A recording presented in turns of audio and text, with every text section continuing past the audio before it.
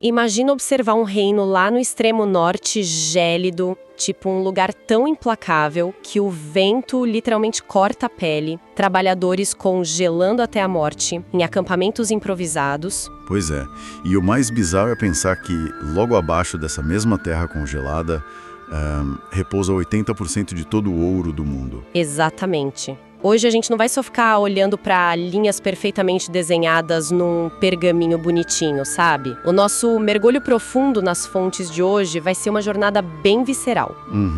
Pela anatomia brutal desse continente. Um lugar onde, veja bem, o ouro compra a paz, mas a agricultura financia a fome. É pesado. A guerra atua ali como um organismo vivo, né? E nós vamos cruzar esse mundo de norte a sul, sentindo a lama sobre as botas, aquele cheiro metálico de sangue e pólvora nos campos. E a fumaça rala das fogueiras dos camponeses que honestamente não têm absolutamente nada para comer. É fundamental estabelecer esse tom para quem está nos acompanhando. Com certeza. Não estamos aqui para listar coordenadas geográficas chatas de cadeias de montanhas. O objetivo é observar esse continente como ele realmente é. Febril, doente. Onde o conflito é tipo uma condição crônica, né? Que devora a terra e as pessoas. Isso. Vamos examinar os mecanismos de sobrevivência, ou a falta deles. Desde os miseráveis que apodrecem naquelas cabanas de palha úmida, até os imperadores que andam sobre pisos de mármore impecável. Mas antes de dar o primeiro passo nessa estrada lamacenta, a gente precisa estabelecer uma regra inquebrável para o pessoal que está escutando. Boa, manda. A nossa análise das facções que rasgam esse mundo, seja o norte fragmentado ou aquele sul imperial, vai ser estritamente neutra. Nós somos tipo viajantes, sabe? Observadores silenciosos das engrenagens. Exato, sem tomar partido. Ninguém aqui vai levantar bandeira para disputa territorial ou ideológica. Vamos dissecar as ações dos governos de ambos os lados com a frieza de um cirurgião, relatando só o que as fontes mostram. Uma bússola totalmente imparcial no mundo de extremos. E, para entender essa anatomia geopolítica, o ponto de partida lógico não é o centro civilizado. Não mesmo. É justamente onde a vida é mais hostil. E, paradoxalmente, de onde jorra o capital que financia os exércitos. O extremo norte. O reino duplo de Covir e Povis fica encravado lá no topo do mapa, ali margeando a Baía de Prax. E o que salta aos olhos nos nossos documentos é a disparidade bizarra dessa nação. Sim, é um deserto de gelo e rocha. A economia deles orbita inteiramente na mineração e no comércio marítimo. Trabalhadores com os pulmões saturados de poeira de pedra, né? Descendo na escuridão para arrancar a riqueza que mantém o país neutro. Porque, engraçado, o Covir não tem o maior exército regular do mundo. Eles não precisam ter. Exato, eles literalmente usam o ouro para comprar a distância da guerra. As fontes falam em 25 mil mercenários profissionais na folha de pagamento deles. E a arquitetura local traduz muito bem essa disparidade, sabe? De um lado, você tem os palácios mercantis, as propriedades da nobreza. As estruturas colossais. Colossais, super ostensivas, projetadas com aquelas lareiras gigantes e forradas de tapeçarias espessas para isolar a elite da tempestade de neve lá fora. Mas do outro lado da mesma moeda, você tem os acampamentos dos trabalhadores e as vilas menores. Construções super atarracadas, feitas de madeira barata, pedra bruta. O frio entra por todas as frestas. O ouro compra o isolamento diplomático, mas definitivamente não isola o pobre do clima letal. Mas peraí, vamos analisar isso com calma. Manda. Se Covir tem o ouro, mas é um deserto de gelo, eles precisam importar basicamente tudo que constrói uma nação. Madeira, ferro bruto, pedra. Exatamente. E isso nos leva direto para o vizinho do leste, cruzando aquelas fronteiras congeladas em direção a Caedwen, o gigante geográfico do norte, conhecida nos textos antigos como a Floresta Branca. A Floresta Branca é uma nação inteiramente construída sobre extração bruta e pura força braçal. Caedwen é o motor de matéria-prima deles, né? Sem dúvida.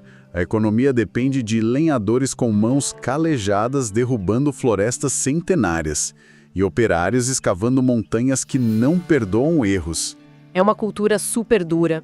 Não tem espaço para aquela delicadeza arquitetônica que a gente vê mais para o sul. Nenhuma. As estruturas lá, desde as cabanas dos camponeses com teto de barro e palha até os castelos dos nobres, é tudo pedra rústica e troncos grossos. A capital, Ard-Karraij, exala esse peso brutalista. Até Banard, que tem aquela famosa escola de feiticeiros, é assim. E tem Kaer Morhen também, aquela fortaleza isolada nos desfiladeiros impossíveis. Mas tem um detalhe social aí que me chama muito a atenção. Qual? Se Kaidoen é um lugar tão brutal e humano, por que atrai tantos não-humanos? As fontes citam vários grupos de, aspas aqui, elfos livres, buscando refúgio naquelas florestas. É um ótimo ponto. E a resposta é a pura vastidão selvagem do lugar. Como assim? A coroa caedoeniana não tem a menor capacidade logística de policiar as próprias florestas infinitas. Então os elfos não são bem-vindos na sociedade humana. Longe disso. Historicamente eles são perseguidos. Mas as matas densas oferecem um esconderijo natural. Eles vivem à margem, bem longe das fogueiras da Inquisição que ardem nos grandes centros. A mesma vastidão que pune também oculta. Caramba, a mesma vastidão que pune também oculta. Adorei isso. Agora, seguindo a lógica das engrenagens. Madeira, pedra e ouro não enchem o estômago de ninguém. Nem do lenhador, nem do mineiro. O alimento precisa vir de algum lugar. E é aí que a gente desce geograficamente, acompanhando os rios imensos em direção ao sul, entrando nas planícies da Redânia. As terras férteis. Sim, o celeiro do norte, onde o alimento cresce em abundância, mas e a ironia que é cruel? Quem cultiva está sempre à beira de morrer de fome. A Redânia é sustentada por uma rede de rios navegáveis gigante. Isso faz do país não só uma potência agrícola, mas um leviatã naval. Só que as cidades redanianas expõem uma dualidade que, sério, chega a dar vertigem. Pega Oxenfurt e Novigrad. Nossa, contrastes absurdos. Oxenfurt é o pináculo do intelecto, né? Abriga a maior universidade do continente. Exato.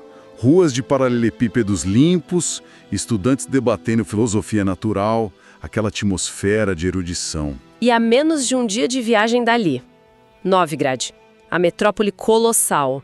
As fontes descrevem os portos fervilhando. Um cheiro de especiarias misturado com peixe salgado e suor de estivador. E o centro dominado pelos templos do culto do fogo eterno. Torres opulentas projetando poder absoluto em mármore e incenso. Tavernas luxuosas servindo vinhos finos. Mas se você dobrar esquina em direção à periferia, a poucos metros desse esplendor, a realidade apodrece. Apodrece literalmente. Favelas erguidas na lama. Becos de terra batida onde estruturas de madeira podre se amontoam, bloqueando o sol. O cheiro de esgoto correndo a céu aberto. É brutal. E a situação nos campos redanianos é onde o mecanismo de controle do Estado se mostra de verdade. Sob o comando do rei Radovid V. Isso, e amplamente gerido nos bastidores pela rede de espionagem do Sigismund Dijkstra, com aquela influência política pesada da feiticeira Philippa Eilhart. Um estado policial sufocante. Totalmente. Nas fazendas, os camponeses têm rostos encovados pela fome, vivem em cabanas de palha esburacadas, trabalham do nascer ao pôr do sol para colher um grão que eles não vão comer. Vai alimentar exército ou encher navio mercante. Enquanto a cavalaria blindada redaniana desfila nos corceis puro sangue que, pasmem, tem uma dieta mais rica que as crianças dessas vilas. Certo. Vamos desempacotar isso, porque eu sempre me pergunto, se a Redânia é essa potência agrícola, se eles controlam a comida, por que o Radovid precisa de um aparato de espionagem tão absurdo? É uma boa pergunta. Nações ricas e bem alimentadas não costumam precisar de tanta repressão interna. Mas aí é que tá. A riqueza não é distribuída. É totalmente concentrada nas mãos da coroa, dos mercadores e da alta nobreza. Quando o camponês planta o trigo e come terra, a revolta é certa. Ah, entendi. E aí é que a religião entra como ferramenta de Estado. O fogo eterno não é só crença, é controle populacional puro. A coroa e a igreja redirecionam a raiva da miséria contra alvos específicos. Exato. Feiticeiras, não-humanos, hereges. Se os camponeses estão ocupados queimando o elfo em praça pública, inebriados pelo fervor religioso, eles não estão marchando para o palácio para exigir pão. O fanatismo como válvula de escape para a luta de classes. É fascinante e honestamente assustador. E cruzando a fronteira natural do vasto rio Pontar, a gente sai dessa repressão e entra no coração feudal e multicultural do norte. Teméria e Aedir. Isso. A Teméria costuma ser chamada pelas fontes de a Pérola do Norte. E faz sentido, a moeda deles, o Oren, é reverenciada em qualquer mercado. E essa força não vem só da agricultura, vem da parceria deles com a cadeia de montanhas de Marrakã, ali a leste. Aquele enclave de anões e gnomos. A grande forja do continente. Eles extraem e refinam os melhores metais, produzem o aço que arma as nações.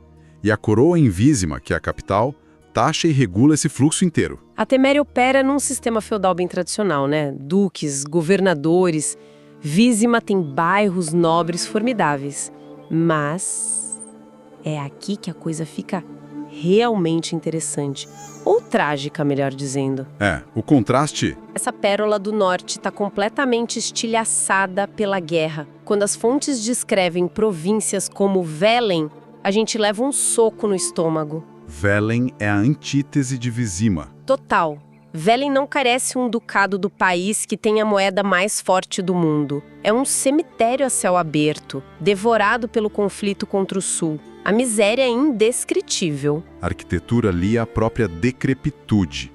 Tavernas fétidas sustentadas por madeira encharcada. As casas dos camponeses com os telhados tão destruídos que a chuva cai direto na fogueira lá dentro, apagando o restinho de calor que eles tinham. Velen é a representação física da guerra de atrito, sabe? O chão é tipo uma lama perpétua. Uma mistura de terra fértil, excremento e sangue de desertor enforcado em árvore morta. E enquanto os diplomatas em Vizima discutem taxa de câmbio, os camponeses de Velen são esmagados entre o exército temeriano e a máquina do império avançando. Eles literalmente fervem casca de árvore e resto de couro para não morrer de inanição. A economia some quando o campo de cultivo vira trincheira. Caramba! E se a gente olhar para leste, cruzando a fronteira para Aidjern, a situação muda um pouco, mas a violência só ganha outra máscara. Aidjern abriga o Vale das Flores, o Dol Blat Hana. Terras super férteis. Sim, e uma indústria massiva. As fontes falam de cidades como Wengerberg e Aldersberg fervilhando de tecelagens e fundições ruidosas que cospem fumaça preta no céu. É um motor industrial. Mas Aidjern é, na sua essência, um barril de pólvora racial. O preço do progresso humano, né? Exato. Essa expansão e essas fundições custaram caro para a população não humana, não originária.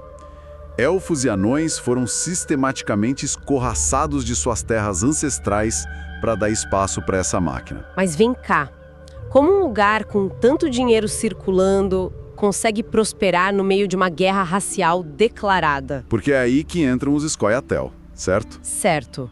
Os Scoia'tael, que são as guerrilhas de elfos e anões radicais, são um sintoma direto desse avanço agressivo. Eles reagem. A Edirem forja aço, mas as estradas estão banhadas em sangue. Os rebeldes vivem nas florestas, sabotam rotas, envenenam poços e emboscam patrulhas. E a retaliação humana é queimar vilarejos inteiros suspeitos de ajudar os elfos. Uma economia vibrante, mas que cheira a carne queimada. Isso nos empurra mais para o sul, até a gente bater de frente com a grande ferida do continente, o rio Yaruga. A fronteira definitiva. Não é só um rio, é uma cicatriz geográfica profunda. Divide o norte do domínio colossal do Império Nilfgaardiano.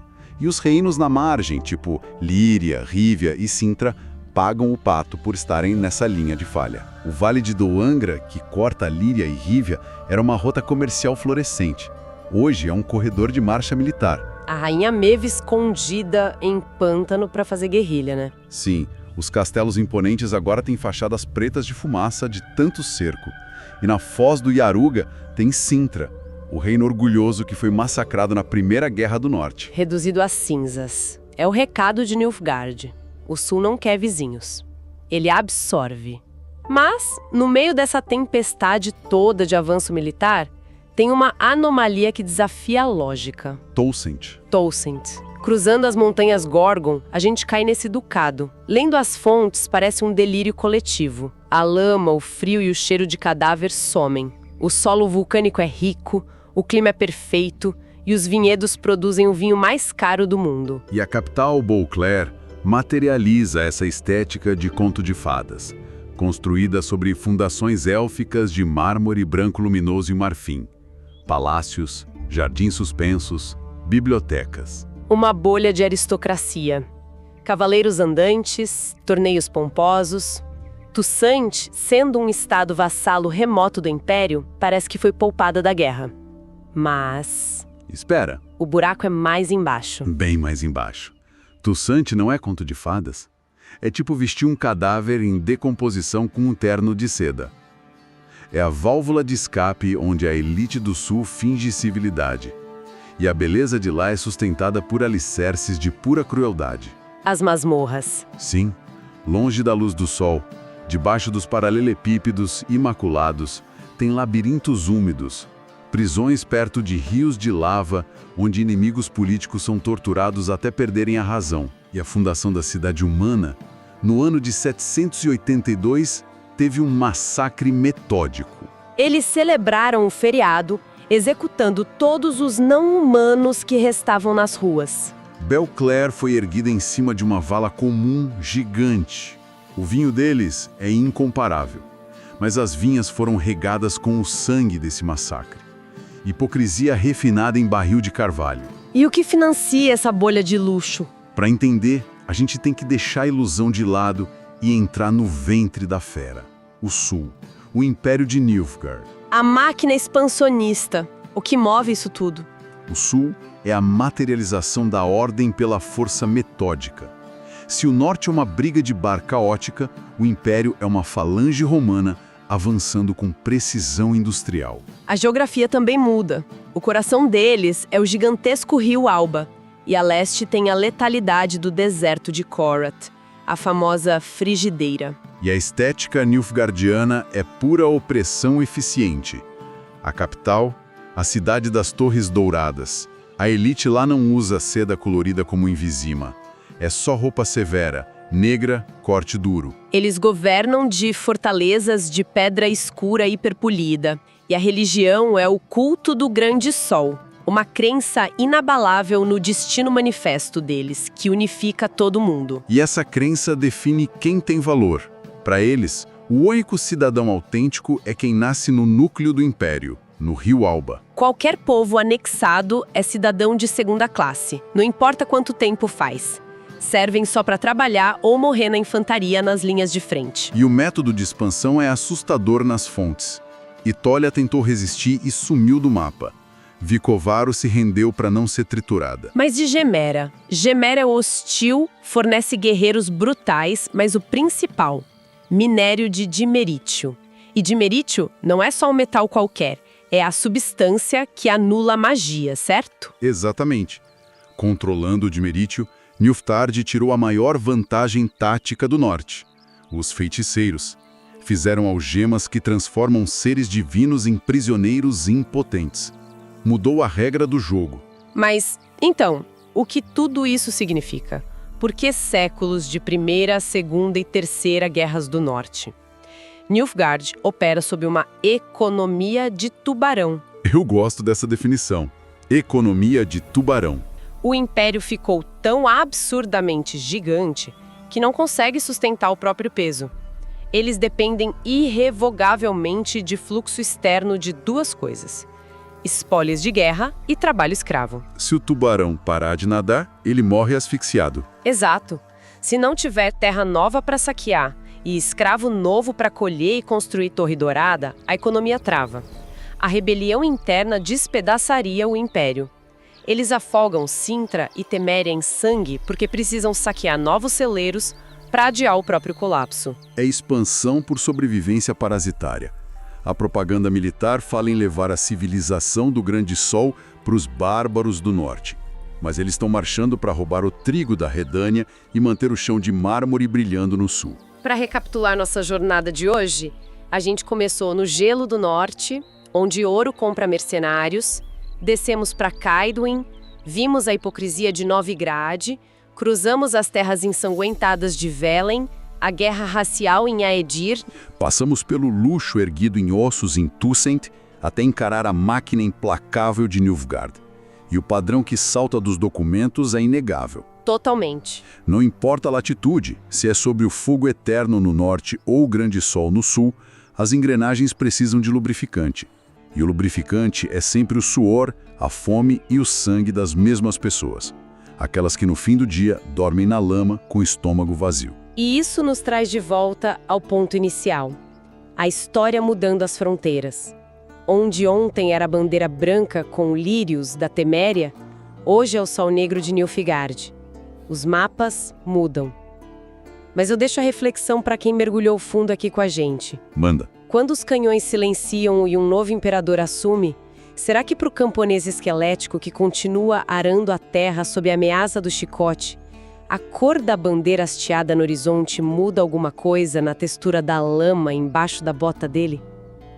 O que realmente muda quando o império vence, mas a fome continua exata? Fiquem com esse pensamento, e a gente se vê no nosso próximo mergulho profundo.